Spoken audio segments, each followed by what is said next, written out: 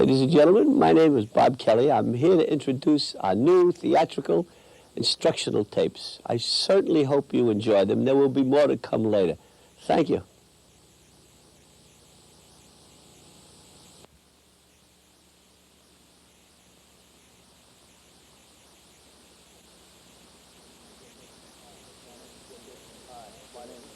Hi, my name's Jed Dixon. I'm an actor living in New York.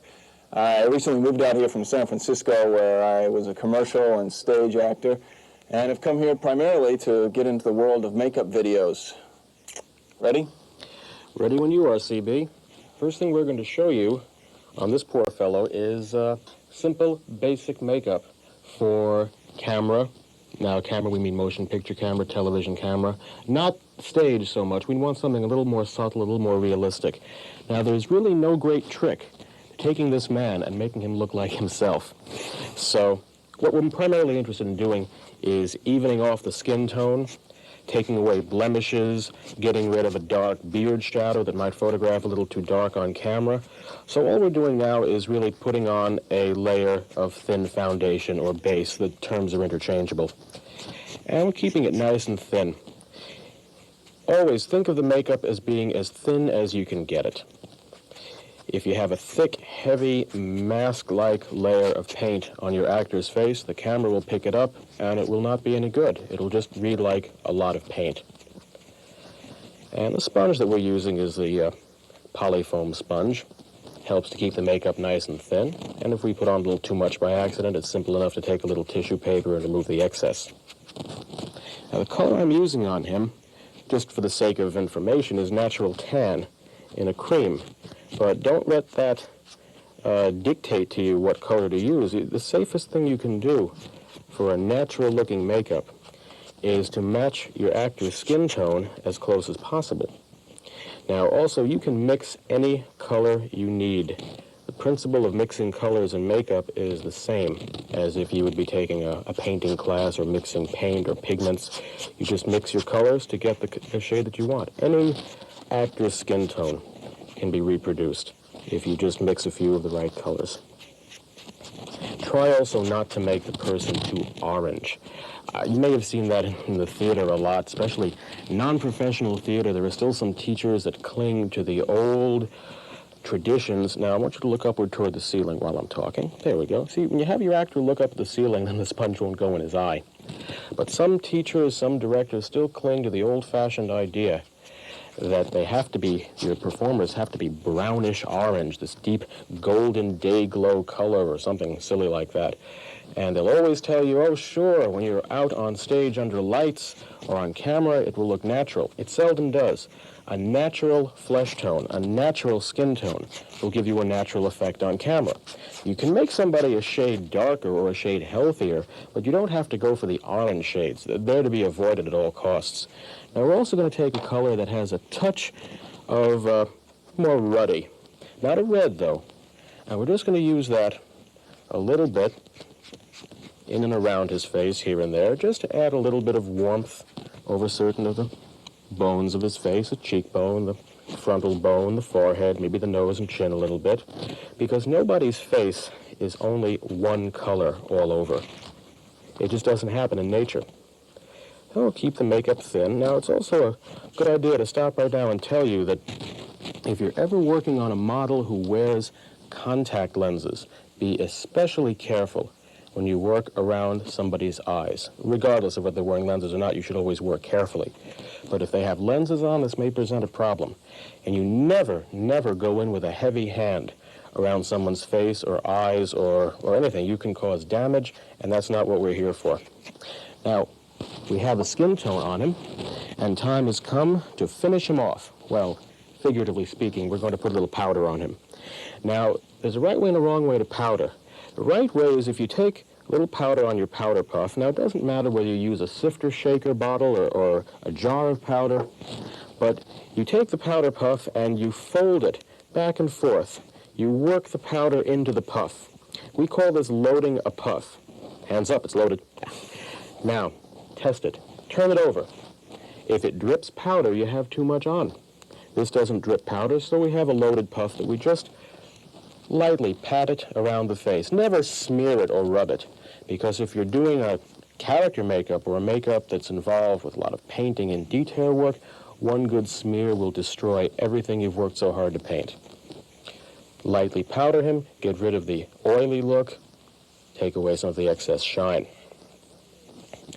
But the wrong way to powder, some people again still do this. They shovel up a big pyramid of powder on their powder puff, they rear back or they wind up like a baseball pitcher, and they assault the poor guy's face. They slap him silly, usually screaming makeup or something like that. You've all seen the old TV shows, but you don't need to do that. Now if you notice, if you load the puff correctly and you just press it in and pat it down, we have just about no residue left on our actor's face to brush off.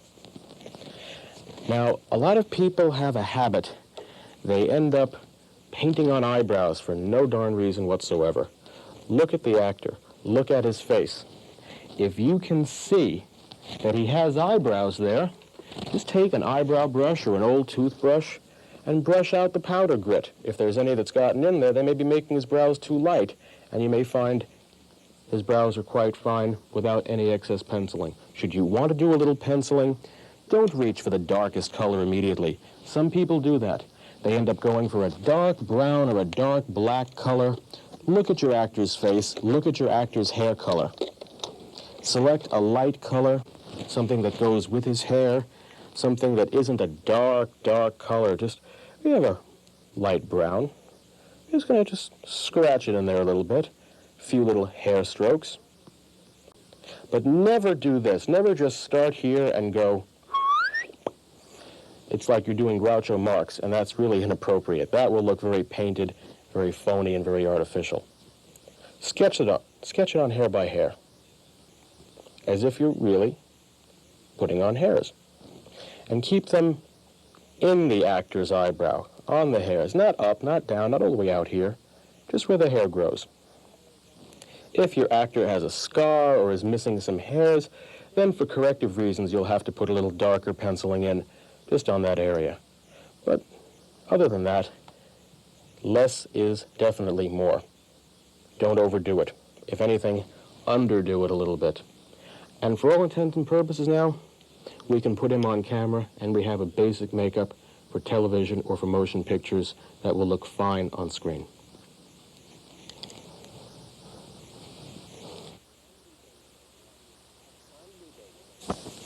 I'm Lee Bagan, and this is Allison. Allison, why don't you tell them something about yourself? My name's Allison Smith, and I played Annie on Broadway for just about 3 years.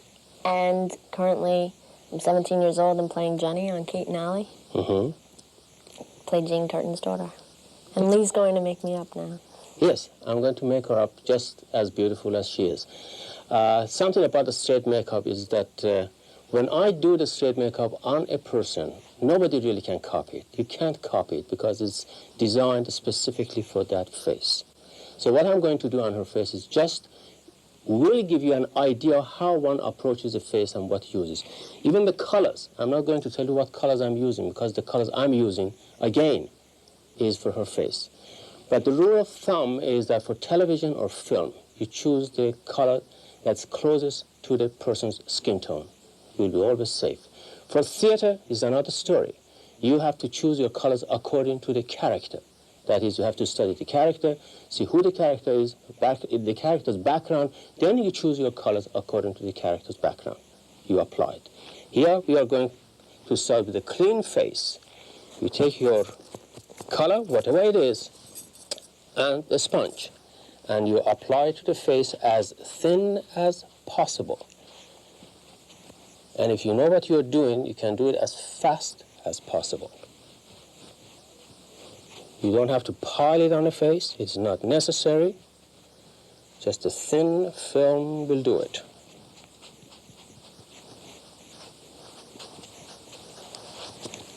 As you can see, her neck is much whiter than her face. We cover the neck. Sometimes you have to cover the hands, chest, ears, and everything. And there it is.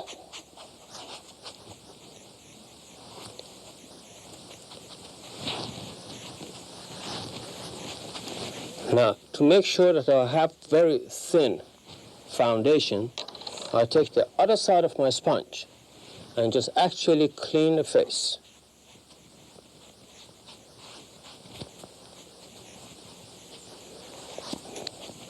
There you are. What's left there is just as much as I need. Now, she has not got bags under her eyes. There is slight discoloration under the eyes. If there are bags under the eyes, that is something that's fatty tissues under the eyes. You cannot cover it with makeup, period. Don't even try it. But if you have discoloration under the eyes, some people use highlight to cover it. If you use highlight, depending on the highlight you use and the foundation you have, you might be able to correct it. In this case, we can. Sometimes the discoloration is a little on the purple side. Then my suggestion is that you add a little red to your foundation and just gently cover under the eyes. You'll get rid of it. Now, after the foundation is on, under the eyes is covered, we look at the face and try to contour the face. Usually most people use the rouge over the cheekbone. It's the wrong place to apply it. Rouge usually should be applied under the cheekbone and just gently bring it up, as I'm doing it right now here. Very gently you go under the cheekbone, and from there you just go up very gently.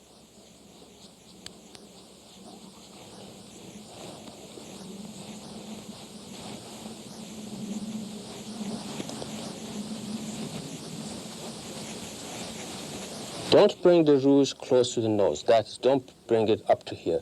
What it happens, it closes the face. You usually have to open up the face by keeping the center of the face lighter than the sides. And that's where you should put the rouge, right under the cheekbone. While you have got the rouge on your hand, you can add a little down here, a little up here, and maybe a touch on the tip of the nose. Now, from here we move to the eye makeup.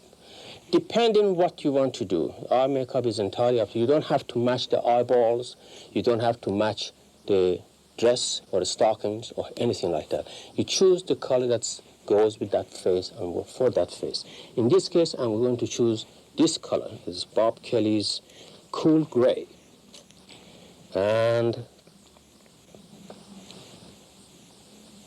with the brush, very gently,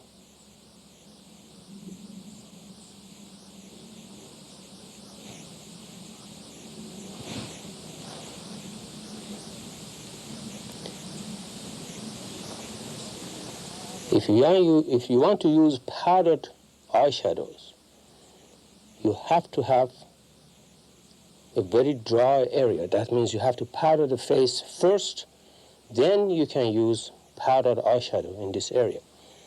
But if you are using cream as I am, you have to keep it oily. Then you get a smooth foundation or eyeshadow there.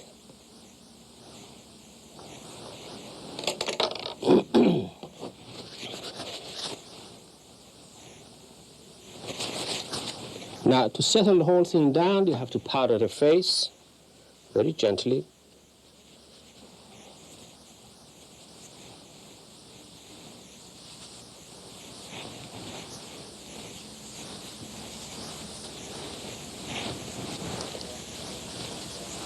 Don't rub the face, just gently pat it.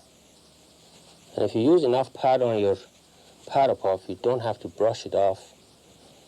Actually, with Bob Kelly's makeup, you can, if you use it correctly, you don't need even powder. A little sheen is just right, it's natural. But if you use it very heavily, you have to powder it down. If there are any excess powder, brush it off, and you are right. Eyebrows. If she needs anything, you correct it. Usually you have to watch out for the tail end of the eyebrows. If they're very light, in front of the camera they will fade away. So you have to make sure that the tail end of the eyebrows are darker than the center part. And you can use any kind of a pencil that you think is the right pencil to use. I'm not telling you what I'm using. Actually, this is a copy pencil from the newsroom of NBC. That's what I'm using. But you can use any makeup pencil that you have matching the eyebrows. Eyeliner, well, it depends on what you want to do. If you want to, rather it depends on the structure of the eyes. If you want to use eyeliner, you can use either pencil, you can use cake, as I'm going to use. I'm using a cake eyeliner instead of a pencil. But you have to be very careful not to use it heavily or too wide or too dark. You have to control all that. Close it.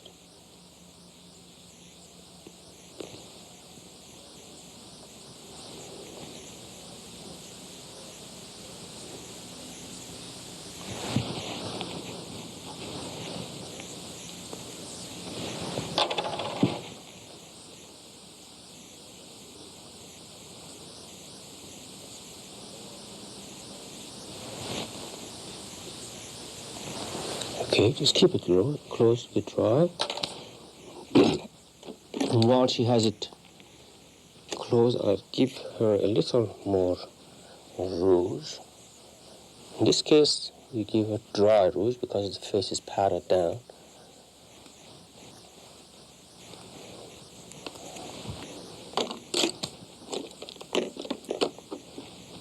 Touch of mascara. Look down.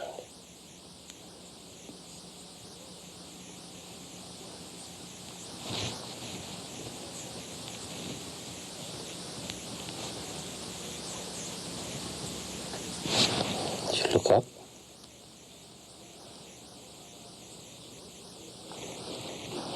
Don't use a heavy liner under the eyes. What I usually do, I just take a pencil, brush rather, and a touch of this powder here, and just smudge it under the eye here. If you use too heavy a liner down here, what it does, it actually closes your eyes. So avoid it as much as you can. The next step would be lipstick, which again, well, you can choose what color you want.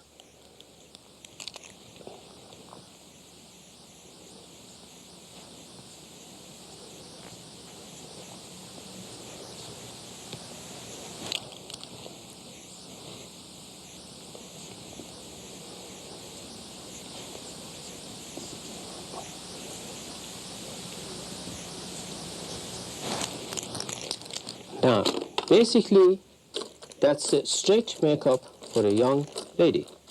Now, she has got something under here, as you can see, a little cold sore. I'm just going to cover that with a little foundation.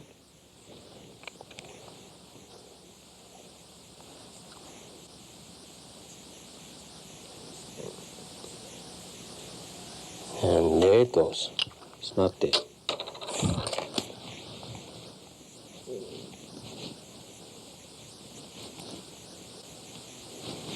Oops.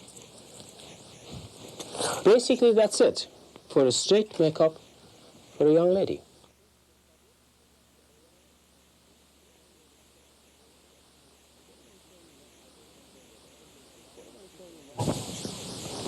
What we're going to show you now is something that probably a lot of you people who work in non-professional theater or what young people will probably have to encounter more so than the older, more mature actor or actress, and that is when you have a younger person on stage playing a much older character role.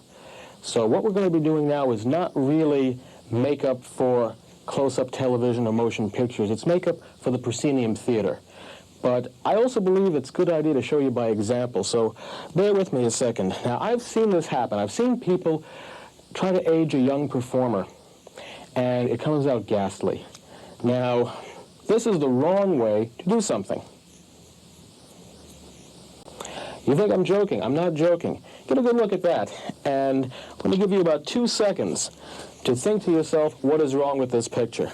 Now, he's smiling. That's also a dead giveaway. First of all, nobody just scribbles lines all over somebody's face and expects them to look convincingly aged. Another thing, we took a black pencil and just arbitrarily drew on lines any old which way. That's another mistake. When he smiles, when he uses his facial muscles, you'll see those lines are going nowhere near the shape that the actor really has as far as his creases, his lines, the curves. So we're going to just clean this offensive thing right off his face. You never use black pencil. You never use jet black. The reason why, if you look at a real person, you see different tones on their face. You see flesh tones, brownish tones, reddish areas, many different colors. But you don't see pure jet black. Now I'm going to start by putting a little foundation on him and explain to you a few of the principles of aging, and particularly how we can apply them boldly to aging with paint for the live theater. First of all, when people think of age, it's not just wrinkled skin. It's also gravity taking its toll. Muscles start to sag. Muscle tone many times is lost.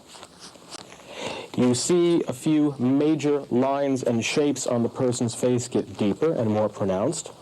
In some cases, the bones of the skull, especially on a very thin, lean person, the bones of the skull are seen a lot clearer on some parts of the face, the temples, the cheekbones many times.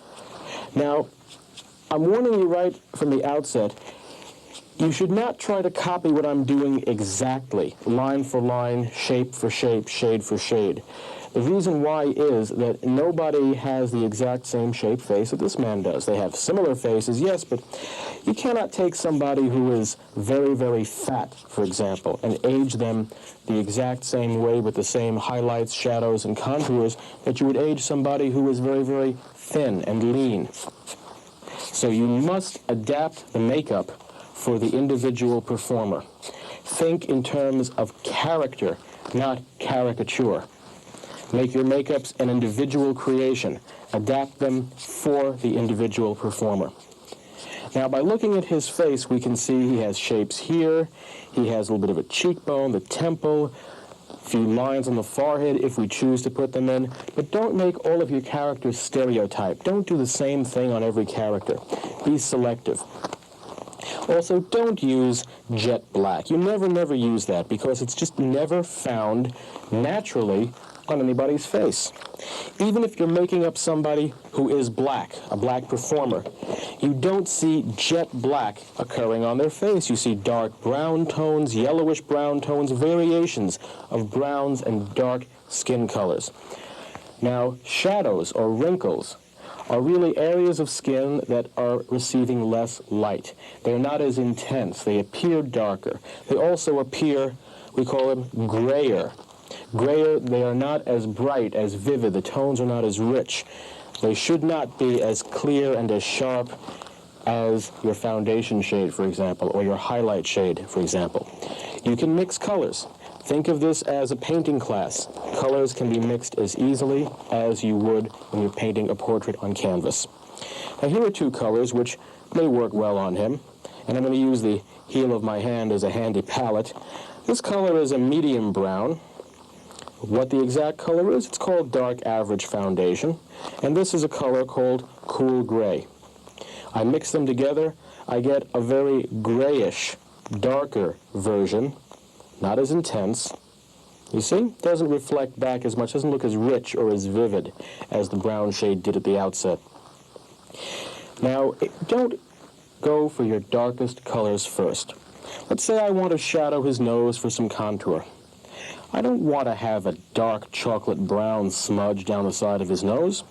Now, we said at the outset we are working bolder than we would be for the camera, but you still have to remember that shadows can be built.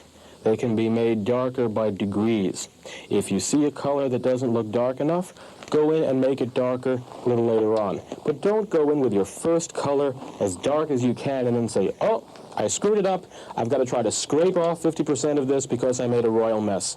It's always easier to add color to add intensity or depth than it is to subtract.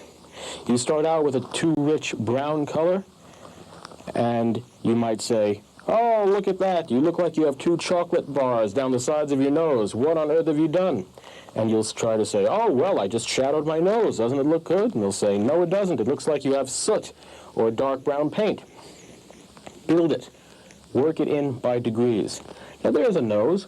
It's strong, but strong enough that under theatrical lighting and with a little bit of distance from the audience, it will appear more natural. The temples and cheekbones are a good place to start. Gravity will take its toll on many people in certain parts of their face. You want to put a cheekbone in, feel. Feel with your fingertip where the cheekbone curves under. Now, anatomically, it's an easy trick to remember. The underside of the cheekbone lines up directly to the opening of the ear. That is the same on everybody. So make sure your color is darkest just under the cheekbone and gradually fade it down. You can go quite bold with this, or you can just give a little suggestion. But regardless, here's something to keep in mind. We're using cream makeups. They don't dry out on the skin. You have to dry them by powdering them.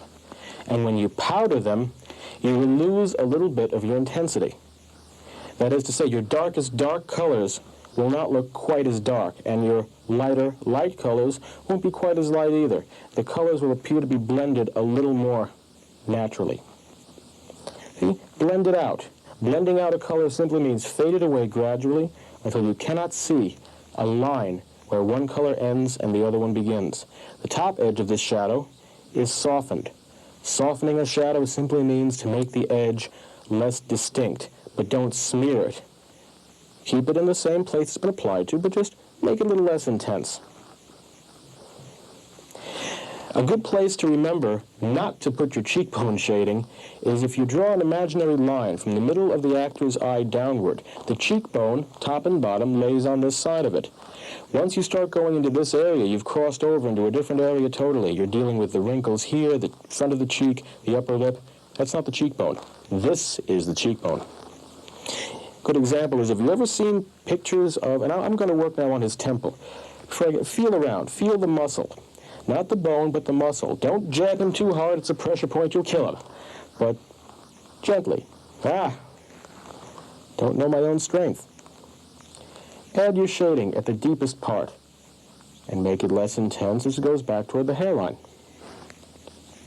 But sometimes you see women who don't know how to apply contour and blusher colors.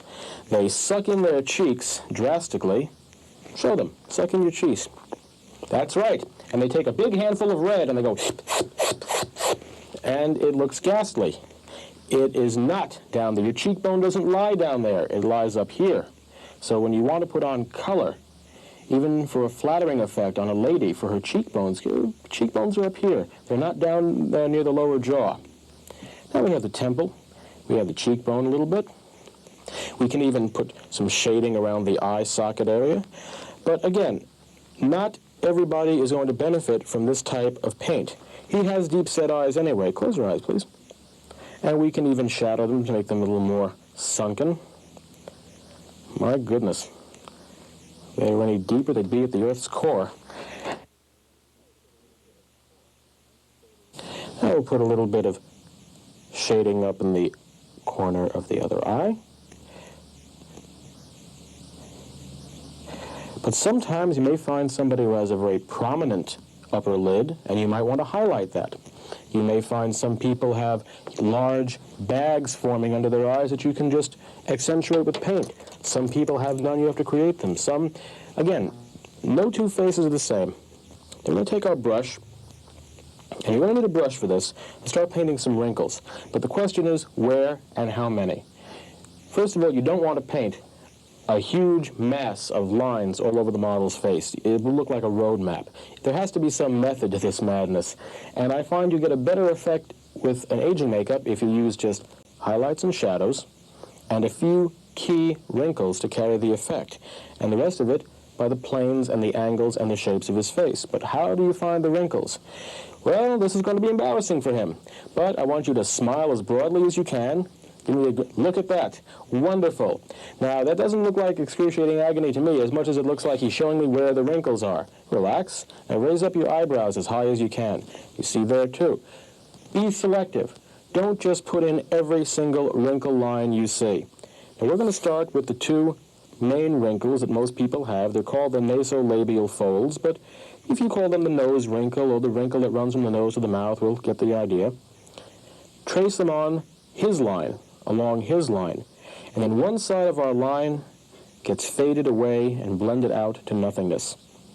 A good rule of thumb to remember is if the line runs vertically, that is to say up and down, try to fade away the side that lies toward his hairline, toward the ears.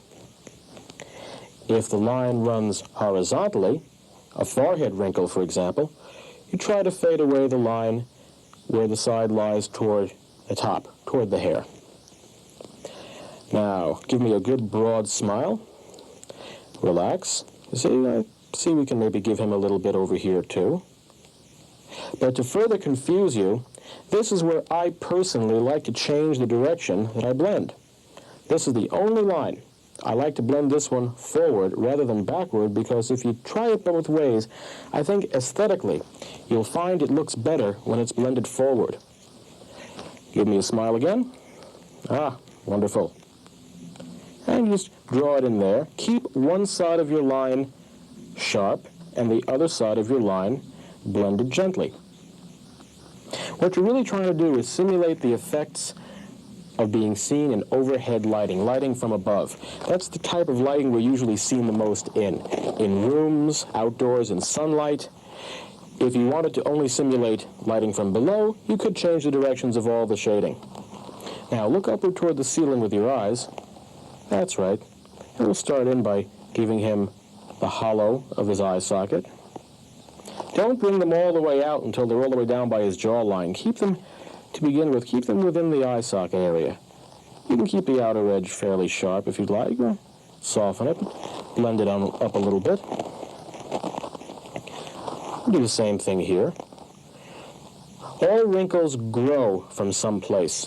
In this case, the wrinkles grow from the inner corner of the eye.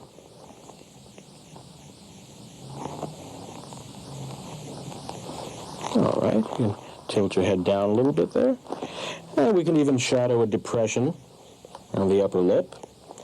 The chin, too, we might want to bring that out. You see there's a crease where the chin comes close to the lower lip. Now, nobody's mouth stays the same all throughout their life. Some people's mouths tilt downward, some are up, some have little puckers on them, some have very thin lips, some have thick lips. But don't paint those parallel denture lines that look like Boris Karloff in The Mummy. That's getting into stereotype. All right, now we're going to come around and do the other side. What you do on one side, you should do on the other if at all possible, unless you're working on somebody who has a very asymmetrical face. Usually, what's done on one side is done on the other. Okay, add a little bit here too again. Now, look like you're angry, mad. You see these forehead wrinkles? Relax. There we go. We can trace those on. And make your wrinkles sort of fade out toward the end. Don't make them thick and heavy where they end. Wrinkles fade gradually to a point. Now, if you want to put forehead wrinkles on, use a little discretion. Go gently with them. Find them first, then he can relax his face, and trace them on from the center. Go side to side. We say wrinkles do grow from someplace, but in the forehead you'll find it's better to work from the center outward to each side, thereby making the color strongest in the center. We'll do a little fading upward, and now we'll go darken these in a little bit.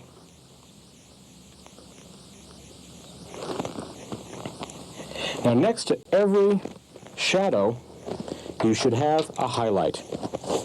Now a highlight has to be lighter than your foundation, but still generally in the same color family. Which is to say, if you have a makeup that seems to have a little bit of yellow in it, make sure your highlights do also. If your makeup's very pink, your highlights should be pink. Wherever you put a shadow, you must balance it by putting a highlight right next door. What I mean is, if we shadowed the hollow of the cheekbone, then the cheekbone itself now looks more prominent. So we're going to put a highlight in there. We highlight the temple, make that a little more prominent. See, a color can be lighter than the base, but if it's grayer and dingier, it's not going to look good. It has to be a nice, fairly vivid, clear color. Otherwise, a grungy, dingy-looking pale color will not attract attention to itself. It will not be a highlight effect. So this goes on the bone. You can even give them a little highlight down the nose, a little highlight on the chin, for example. But when you have creases, when you've painted wrinkles on an actor, then we have a little trick. Every time you put a highlight next door to a wrinkle shadow, it must be a mirror image opposite. What I mean is, when we painted the highlights, the shadows rather, when we painted the shadows with a sharp line and a blended side, our highlights are the opposite. It goes right next door. It touches, but it doesn't overlap. But it gets blended in the opposite direction. The hard, sharp edge of one line meets the hard, sharp edge of the other line, but the direction of the blending is opposite. We're also going to add an additional highlight over here to make the prominent part of that long cylinder of flesh.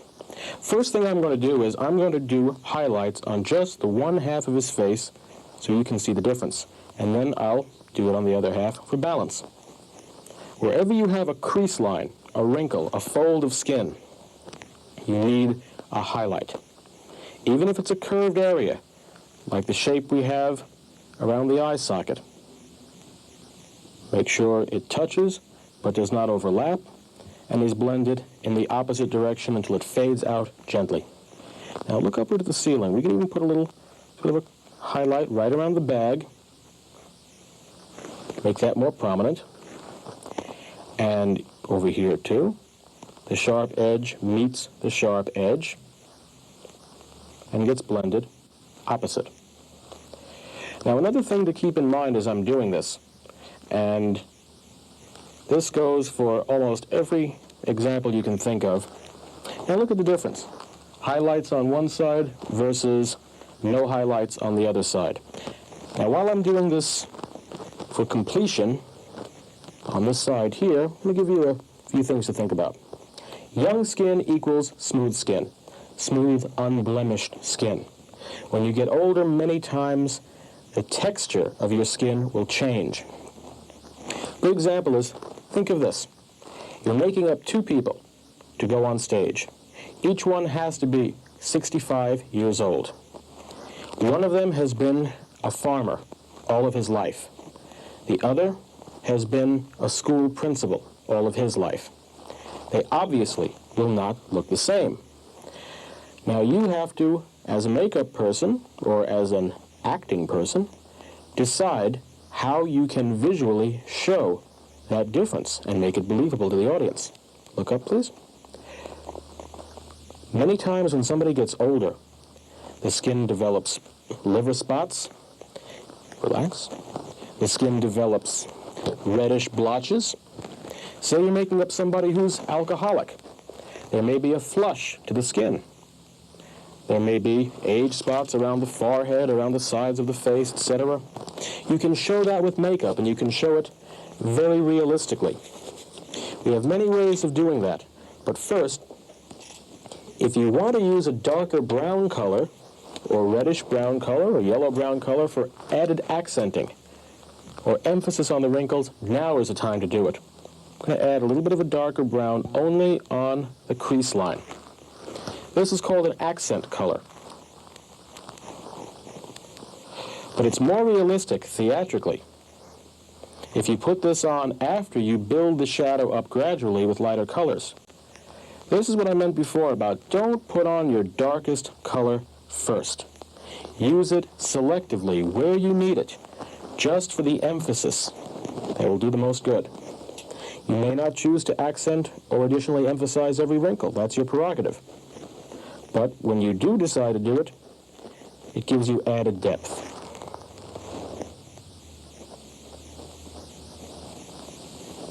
Now Now we're going to work a little on changing his skin texture. And for that, I'm going to use a lighter brown color. A lighter brown color mixed with a little bit of the gray. Make a sort of a freckle color. And we're going to put a few little blotches and dots and age spots. Maybe a little more brown there to give him the effect of maybe not so vigorous older age. But the highlights are what will set this off also, just like our shadows. Age spots and texture is not just a matter of painting on dark areas. You can balance them by painting dots of your highlight color around it. Again, it doesn't overlap or smear into it, but it will give it a little relief. And boy, you look like you could use it. How do you spell relief? He spells relief N-O-M-A-K-E-U-P. But a little blotchy here, little blotchy there, and now we're going to put a few little highlight blotches on you. Take a nice good-sized brush for this and your highlight color. The powdering down of these makeups also help to make them a little more blended and more subtle. Sometimes if you're in a theater where the audience is as close to the performer as I am to this actor right now, you can't go for a bold effect. But once you know how to paint bold, then you can scale it down. And you can make it less, as long as you know how to go intense when you have to. And these go in and around, here and there. And what you're doing is simulating the uneven skin tones of old age that some people have. And if you want to add a little bit more, go ahead and do it. I'm going to take now a little bit of a rouge color. This is a darker red. Just add a few little spotties around here. And turn a little bit here. There we go. Just a few, not an awful lot. Because next we're going to take a stipple sponge. That's this wonderful little black contraption. It looks suspiciously like it could be an air conditioner filter, but it's not. You can get a speckled, uneven pattern of color. So you can also change the skin texture by applying gently little flecks and specks on him with a stipple sponge. You can use this for broken blood vessels, capillaries, whatever you want. Even a 5 o'clock shadow with a dark brown or dark gray color for someone who's supposed to look like they haven't shaved in a day or two. You may have to do that as a quick change. You don't have the time to grow your own beard. Maybe Mother Nature doesn't let you grow a beard the way your character has to have one. So, stipple sponge. When all is said and done, it's time to powder him. And you powder him when you've decided that you've done all the moist or wet painting that you care to. Never rub. Press and pat the powder on with a firm but gentle touch. Now, just a matter of information. We're making up his face, but we sort of stopped at the neck. Don't you do it. If the skin shows, you must make it up. That means the neck. That means the ears and the back of the neck. That means the hands. That means any exposed skin that must be changed or made up for character or corrective purposes should have a coat of makeup on it. You can use liquids or pancakes if they match the color of the face. But for blending and mixing of colors and character work, cream makeups are almost unsurpassed on most people. And we'll add a little powder here. Worst thing you can have happen is a beautiful aging makeup or character makeup or any makeup on somebody that stops at the jawline during performance. The minute they raise their hand up to their face or you see their neck, you'll see it's not the same color. Open your eyes and look upward.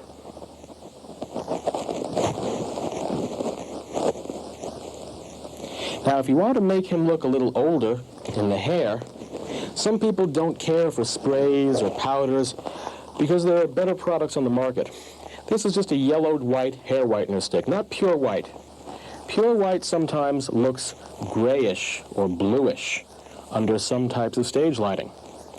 But if you take a color that has a little bit of a yellowish cast to it, we find we can use it successfully on this gentleman's hair. And I'm using a toothbrush. I always keep a toothbrush in my makeup kit, not for my teeth, but for application of temporary hair color. You may have to get rid of gray hair. You may have to take a few gray hairs and make them dark to match the actor's head of hair that's much darker. Well, toothbrush will do it. Always make sure that you gray the hair from the roots outward. Now, I'm not going to do his entire head of hair. We don't have enough time on the tape to show you all that, but for practice, you may want to do that one day. But I am going to do just the front. And you brush it. I'm actually going against the grain, against the direction of hair growth for the shorter hairs. And comb it back. And a shampoo or two will get him back to normal.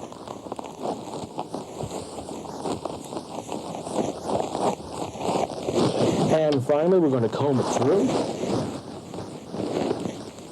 If you want to help him along in the aging process, try to comb his hair so that it shows as much forehead or scalp as you can. If your actor has a receding hairline, so much the better.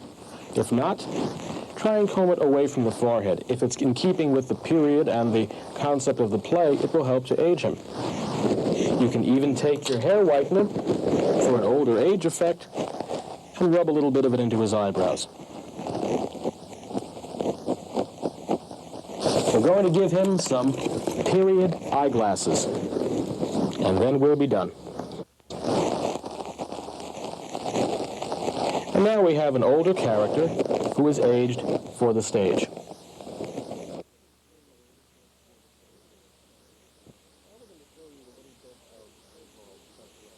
Now we're going to show you a little bit of what we call special effects, special things like scars, cuts, bruises, stage blood. People always want to know, how do you do that? How do you make a bruise? How do you scar up somebody? Well, for the theater, we can do that very simply with paint, with molding wax, with liquid collodion. The effects that they do in motion pictures and decapitations and gory things like that are really beyond the scope of what you can do simply with basic makeup materials. That you need a whole laboratory for. We're talking about right now what any one of you can do out there with just simple materials and by following what we're going to show you step by step. First thing we're going to do is to demonstrate how to do a simple scar. Back to our model again here, and I'm sure he's just loving this. First thing we have to say is that the scar liquid is safe when used as directed, but don't, for heaven's sakes, put this in the mouth or near the eyes. You put scar liquid on clean, dry skin before makeup. Skin should not be oily, so we're going to take a little ordinary isopropyl or rubbing alcohol and wipe a little bit of the skin oil off this area that we're going to put the scar on. Scar liquid is chemically called non-flexible collodion. Now that's important to remember. Non-flexible collodion is a sort of a liquid plastic compound which, as it dries, shrinks and contracts. It'll take about 3 or 4 minutes for this to totally dry in and set, so while that's going to be setting, we're going to be working on other parts of his face. We're going to add some insult to the injury here. We're just going to put this on with the brush that comes in the bottle right across his cheek. And you can even add a second layer to increase the puckered effect. It gives the effect, when all is said and done, it gives the effect of an indented scar or a pulled scar. Another word of caution, if your model is allergic to makeup, don't use this. There are other techniques you can use. You can use wax, you can use latex rubber. You don't have to use this material. There are always alternate ways of doing something. So we're going to let that dry in now. I think he would look good with a good shiner on his face. I guess I got up on the wrong side of bed today, and we're going to take it out on you, my friend. Now, for this to do a fresh bruise, a relatively recent bruise, you only need 3 basic colors.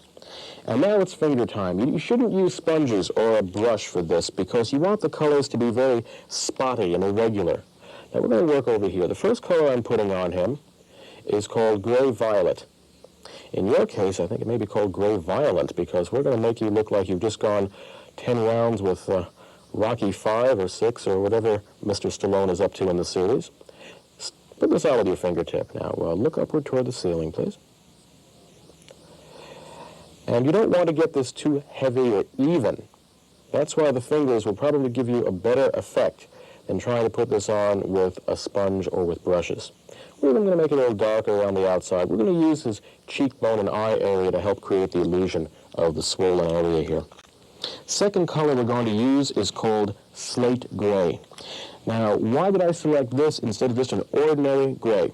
Reason is because slate gray, as you can see, is a very dark bluish gray. In this case, it gives us the black and blue look that we want. It helps us along there. And you don't want to put this on as dark or as heavy as the first color, but it just adds a little tone here and there. Okay, you can relax the eye a bit. And the third color is a maroon red, a dark, dark red. This would be for the swelling, the broken blood vessels, or the old hematoma, if there are any med students out in the audience. And you put this on here and there, around the edge. See, a real black eye, a real bruised up eye, would have swelling, would have the broken blood effect that's seen under the skin, even a little redness near the lashes, perhaps. There we go. If you want to brush that on under the lashes, you definitely can. But you probably get a better effect around the rest of the bruise if you use your fingertips. Now, one additional color, and this is really an optional color. You can take a little bit of a dark yellow, or you might even want to use a light yellow if you want, but a yellowish color. And we're going to take a black stipple sponge, and we'll take a corner of our sponge and just add a little bit of this. I don't even know if this is going to be visible or not, but we know it's there, right in the dead center. And that helps to give us a little more roundness, a little more depth, a little more height to the illusion of the bruise. I really wouldn't powder this too much, or even not at all if I can get away with not doing it, because a shiner should have a little bit of shine. A shiner without a shine wouldn't be shiny now, would it? Let's go back to that collodion scar. As you see, as he turns to the right here a little bit, that's puckered up quite nicely. And it's time to put a little bit of color on that. Now, people always say, what color should you make a scar? Well, there's no real set answer to that, because if you ever look and observe a real scar, some of them are much darker than the skin. Some of them are actually a bit lighter than the skin, older scars particularly, and some scars don't really fall into either category. But I've found, and I'm going to use the heel of my hand really, because it's a palette that I always seem to be able to carry with me to mix a color on. Yeah? If you end up mixing up a color that looks similar to what one's lips would look like without makeup on them, that's a safe color. Interesting, now if you're doing this scar on a black performer, you will not have to, in all likelihood, paint the color of the scar, because since the skin is contracted and buckled together under the collodion, it seems to work on dark skin, it seems to make it all the more darker, and the color is much darker than the person's own skin tone. It seems to work that way on dark skin performers. Looks like a keloid scar. But on him, a little bit of color. We're mixing a little bit of bronze cream rouge and a little bit of slate gray. Don't overload the scar with heavy makeup. Just get enough color on there to do the job. And if you have to powder at all, powder very sparingly. Just enough to matte down the color and kill a little bit of the shine. Now, we're going to do a little work with something three-dimensional now. The painted illusions work fine up to a point, but there does come a time when you may want to do something three-dimensional. You may have to put a cheekbone on somebody, a wart, a new nose, a chin, a forehead, or whatever you want to do. So we're going to go into that technique now, how to do something three-dimensional. We're going to break your nose. Now, he had no idea when he came here today what was going to happen to him, but in the spirit of the occasion, he seems to be very agreeable. A nose can be broken several ways. If you ever look at pictures of prize fighters, that's a good way to get some good reference on this. But you can break a nose with a little highlight and shadow applied in a crooked fashion down the sides of the nose and curve it. You can use a rubber false nose if it's made with the right shape. You can use a little molding wax sculpted to give you the curve of the broken bone. Or it can even punch you in the nose, but I really think that no, I don't believe Whatever's it. fastest, yeah. Oh, never say that to somebody like me. But I'm going to opt for makeup. I'm going to use a little molding wax. Now for this you need a few items. You need molding wax, you need spirit gum, and you need some plastic sealer, and you need some foundation or skin shades in the desired colors for your actor. First, we're going to apply spirit gum adhesive to the nose. Now, remember something. Think about what you're going to do before you do it. If you have to just change one part of the actor's nose, not the entire nose, I'm just going to be changing this center part right here, then don't put on an entirely fake nose that goes down the nostrils and across the tip and side to side. It's not necessary. Only change the portion that needs to be changed. Now this is a piece of rayon silk or parachute cloth, but you could even use an old piece of stocking that you have laying around the house, because when you tap it, it makes the spirit gum sticky. You may even be able to hear that sound, or as you can see right now, it's sticking quite well. So take a small piece of molding wax.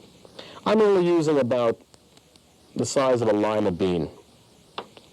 And knead it between your fingers for a moment or two, get it soft. And I'm going to smear the first layer right down across the area where the break in the nose is going to occur. I'm doing this to make sure that the first layer is sticking well. Worst thing you can have happen is to get air bubbles trapped underneath your wax construction, and they'll itch and drive the actor crazy, and you won't be very popular when you're in your cast. Now, place this in the area that it has to be, and just roughly smooth your edges down to the skin.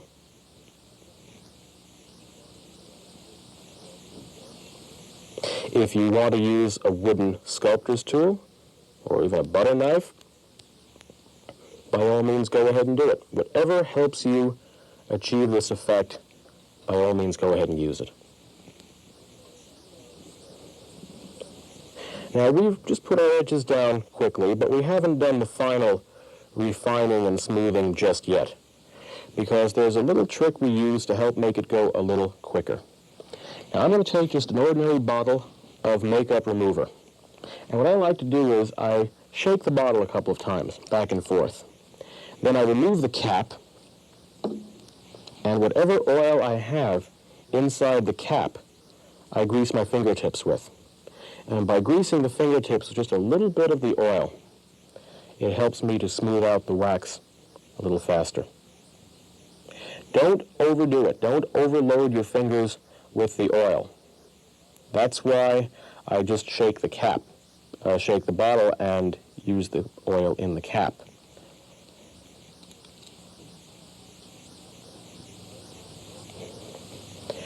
Now keep reminding yourself, rather, that the edges of the wax must be blended down until they are absolutely imperceptible. For this reason, building up areas with wax, it's usually more successful on areas of the face that don't move around an awful lot. If you're going to be doing this on a flexible area of the face, the cheek, the chin, for example, you're going to find that as the actor uses his facial muscles, the edges may start to corrugate and crack. There isn't an awful lot that can be done about that in truth, but if you keep it on a bony area, you're going to get better results. Now also notice, I didn't spread the wax out and out and out until it's all the way out on his cheek. Some people do that. Don't do that. Keep it pretty much where you originally want it to be. Don't bring it all the way out past your original boundary lines. I'm going to do a little build-up of an area on his forehead, because we're going to handle this a different way in the final analysis, but we're going to use the same technique that we did for building up his nose. So I'm going to work these two almost simultaneously. Again, take a little bit of wax, soften it up, and apply a layer to make sure it sticks.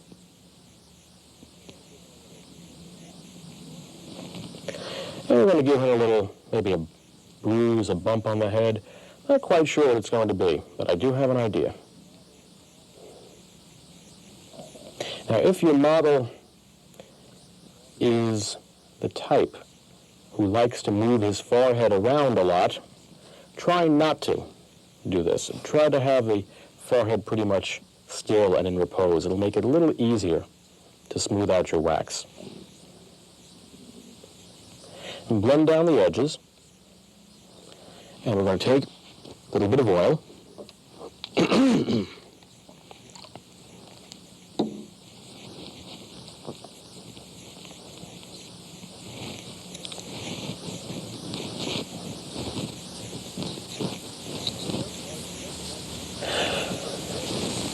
Now, just like we explained earlier when we talked about basic makeup for the camera, any color skin you desire, or that the actor has, can be duplicated with cream makeup. And for that reason, also because of the covering power that the cream makeup has, I recommend you use that over waxes and putty constructions. Liquid makeups, cake makeups, dry powder makeups, they don't have the covering power that you need to make this look like it is part of his skin. Now at this point, when we have the smoothing of these areas done, we still are not ready to make it up. We have to go through a couple of more stages. The next stage is to put a little bit of powder on the nose and the forehead, because this will absorb the excess oil that we used to smooth out the areas and mat it down a bit.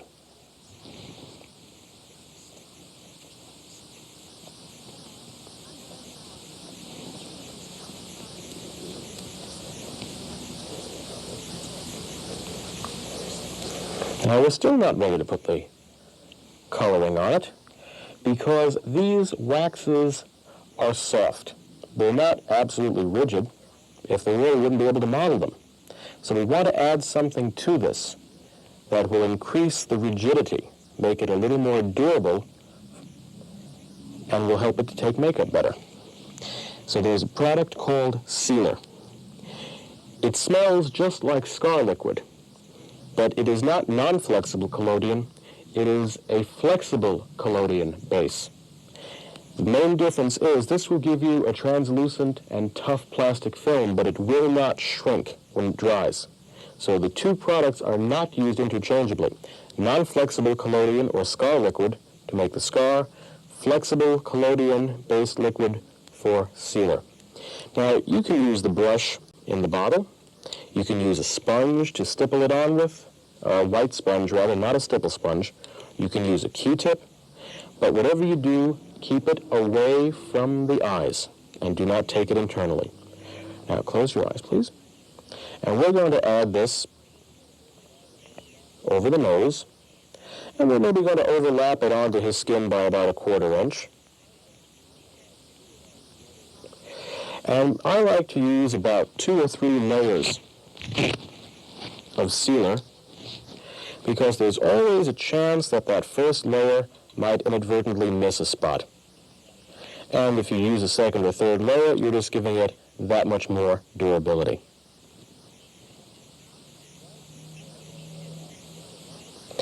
Should you decide to use more than 1 layer, remember, you must let each layer of sealer dry separately.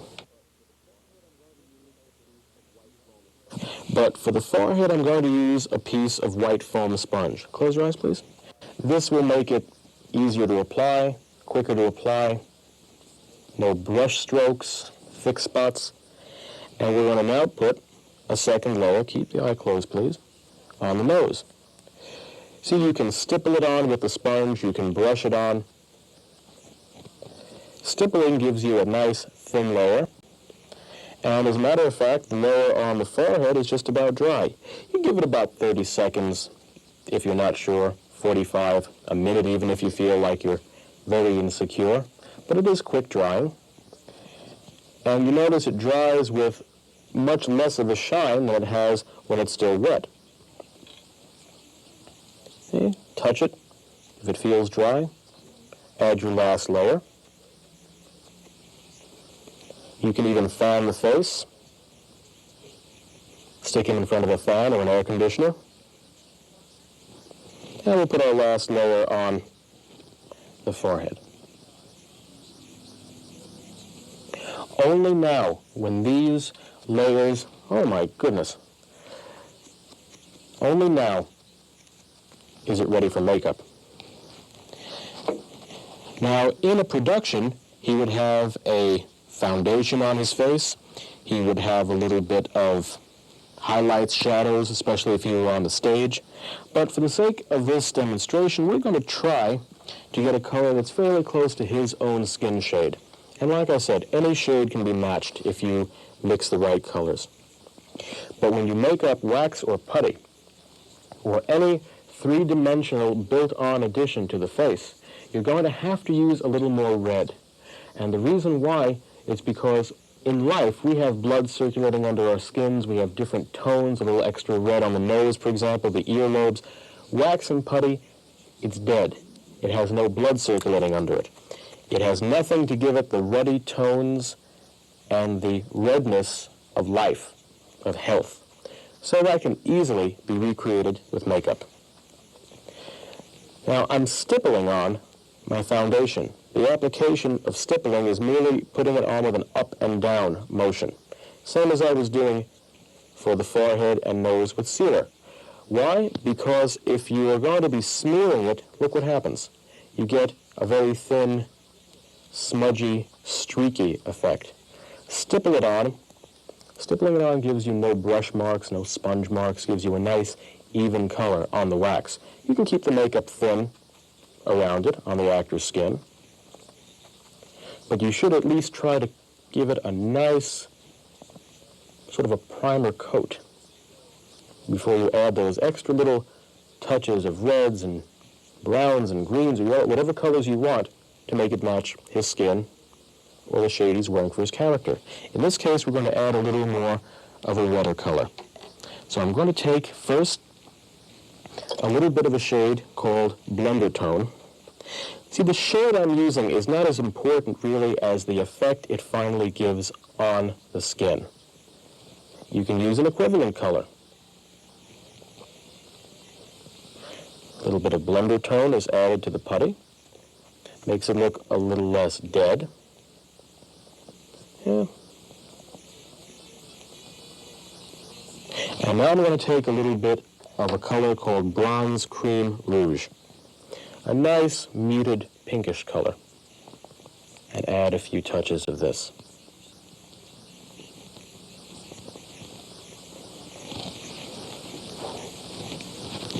See, nobody's face is just one shade. Remember that. Observe from life. People's skin tones are made up of many different colors.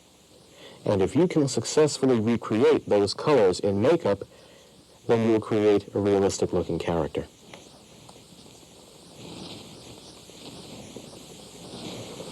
A nice infected-looking bump on your head there. But there's an old saying that nothing succeeds like success, and in this case, nothing is going to succeed like excess. So we're going to add, again, insult to injury, and we're going to do a little more on you. When you've done all the moist painting on your model that you care to, you should powder him down to mat down the makeup. So, a little bit of powder, briskly applied. Don't rub it. Press it. If you rub, you'll smear the makeup.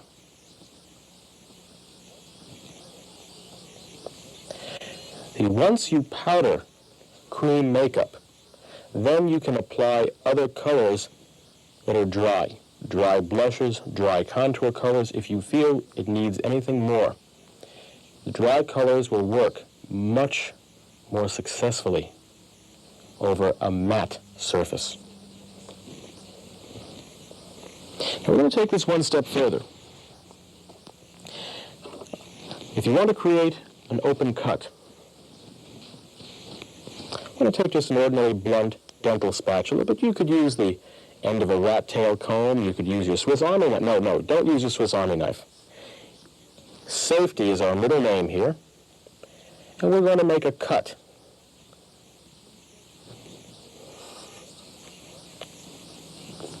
Isn't that disgusting?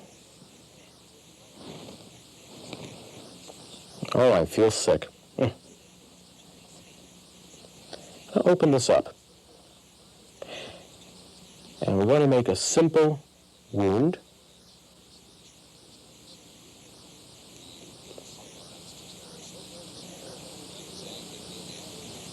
I hope all you people at home who are watching are doing this before lunch or dinner, because I would not want to be responsible for anybody having their stomach turn over.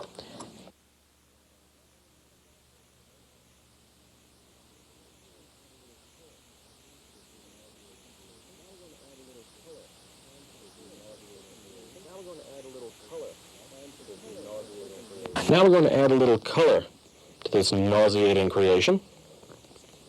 And for color on an open wound, open flesh, we're going to use a little maroon to start with. But if you want to make it look a little more realistic, add a touch or two of purple or even black, a dot or two of that in there. Will make the skin look a little less one-dimensional. So that's what also, we're going to put a little bit of black in there. We're also going to put that in there. Take a thin brush. And don't go overboard with the black. Just a few little dots here and there. Now, no wound is complete without a little bit of stage blood.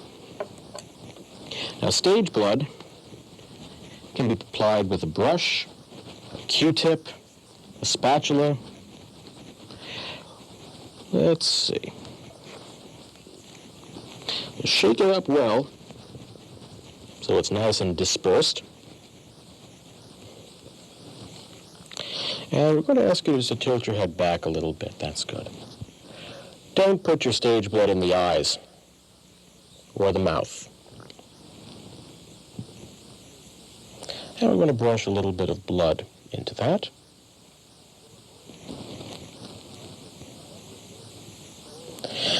Now remember, when you use gory effects, try to use restraint. A little bit of gore goes a long way. One of the most simple effects, which looks the most fearsome, is a simple nosebleed. You have a little bit of blood coming out of your victim, your model's nose, and it looks like he's really been injured. The best effects are the ones that make you stop and look and that draw your attention. If you're going to be making the audience sick, then maybe you've overdone it a little bit. This is not really a splatter effect, but in a production, you may be called upon one day to do a simple cut or a wound or a bruise. There are many plays, many TV shows where this is required. And it's good to know how to do this simply, quickly, and realistically. And as a matter of fact, if I had a face like that on me, I'd probably take a look in the mirror and I would cry. And just in case he's going to cry, we have some artificial tears and perspiration. Don't put this in the eye. You have your actor tilt his head back and look upward, and you put a dot or two of this for tears under each eye. And when he leans forward, he cries. Simple, safe, and easy. And those are your cuts and your bruises, your scars, and your blood.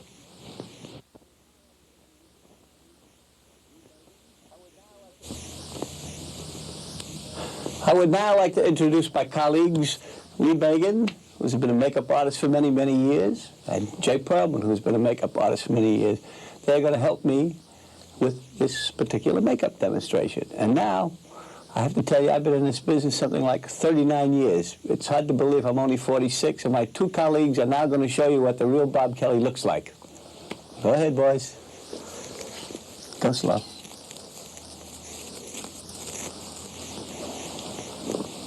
Well, what do you think of that?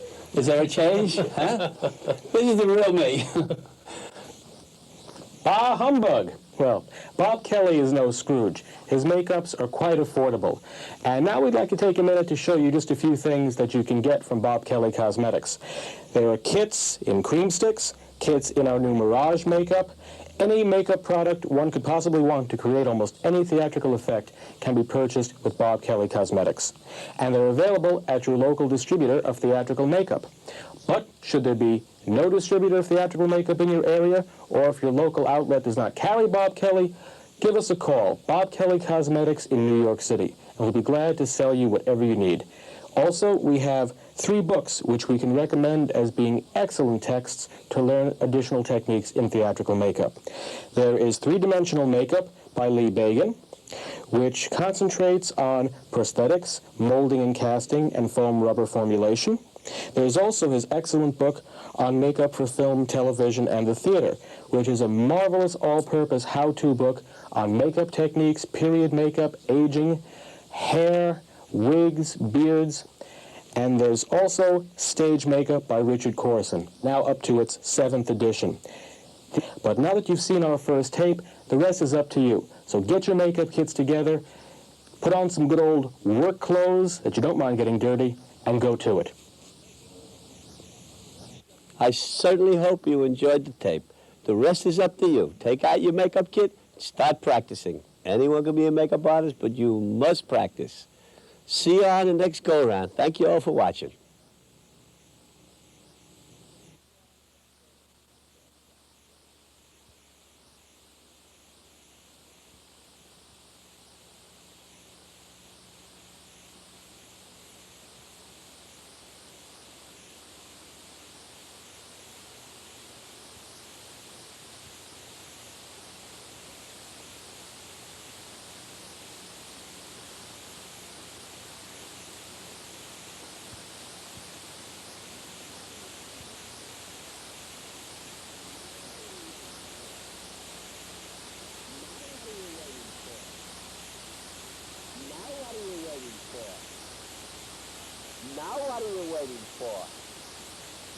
Now what are you waiting for?